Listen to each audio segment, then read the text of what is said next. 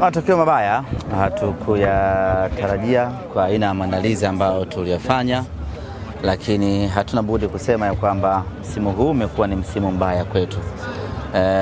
Hauna neno jingine lolote la kusema zaidi ya kwamba msimu huu umekuwa ni mgumu kwetu.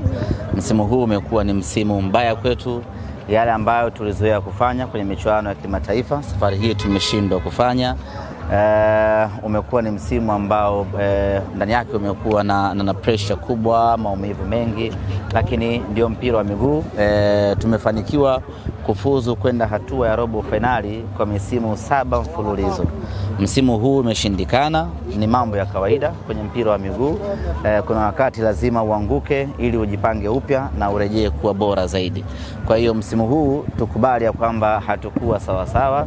Ukiangalia tangu mwanzo kwenye safari yetu ya kufuzu kwenda hatua ya makundi, ilikuwa inaonyesha tu ya kwamba hatuko sawa sawa. Mechi na Gaborone